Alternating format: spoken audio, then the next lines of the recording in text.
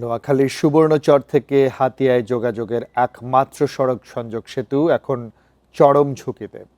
ভারী যানবাহনের চাপে দেখা দিয়েছে ফাটল। ধারণ ক্ষমতার চেয়ে কয়েকগুণ ভারী যানবাহন চলায় যে কোনো সময় ধসে পড়তে পারে এটি। এতে জেলা সদরের সাথে দ্বীপবাসী সড়ক যোগাযোগ পুরো বিচ্ছিন্ন হওয়ার শঙ্কা স্থানীয়দের। নোয়াখালীর সুবর্ণচরে স্টিমারঘাট এলাকার এই সেতু হাতিয়া, নিঝুম দ্বীপ সহ আশপাশের মানুষের একমাত্র সড়ক সংযোগ। প্রতিদিন বাস, ট্রাক ও বালুবাহী ভারী যান চলাচলে এতে দেখা দিয়েছে ফাটল।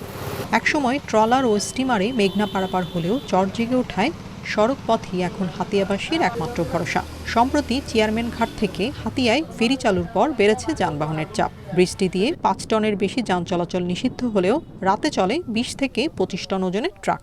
এতে যে কোনো সময় বড় দুর্ঘটনার আশঙ্কা স্থানীয়দের। 10 চাকার গাড়িগুলা ব্রিজের উপরে দিয়ে যাতায়াতের কারণে ব্রিজটি ফেটে গেছে, বিভিন্ন খুঁটিগুলি জোরে জোরে পড়ে যাচ্ছে। ফাটল ধরেছে, অনেক রড বের হয়ে গেছে। এই ব্রিজটি যদি ভেঙে যায়, হাতিয়ার 8 লক্ষ মানুষের যাতায়াত বন্ধ হয়ে যাবে। একটা বাস ঢুকলে বাইক ক্রসিং হয় না। ফেরি চলাচল হইতেছে, ফেরির কারণে এখানে অনেক গাড়ি বাড়ছে, 2টা গাড়ি একসাথে ক্রস করতে পারতেছে না।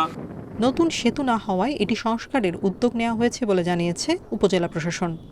ব্রিজটি সংস্কারের উদ্যোগ নেওয়া হয়েছে।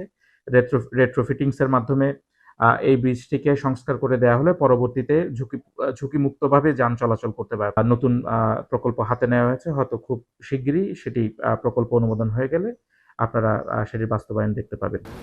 নতুন ব্রিজ হলে সদরের সাথে হাতিয়ার যোগাযোগ ব্যবস্থা উন্নত হবে বলে জানিয়েছে সড়ক ও জনপথ বিভাগ। হাতিয়াতে যাওয়ার জন্য যে ফেরিঘাট চালু হয়েছে, ফেরিঘাট চালু হওয়ার কারণে ভারী যানবাহনের সংখ্যা মাত্রাতিরিক্ত ভাবে বেড়ে গিয়েছে, যেটাও মানে এই পুরাতন ব্রিজটা ডেটেরিয়েট করার একটা কারণ আর কি। 2003 সালে নির্মাণের পর সড়ক প্রশস্ত করা হলেও ব্রিজটি সংস্কার করা হয়নি। Independent news.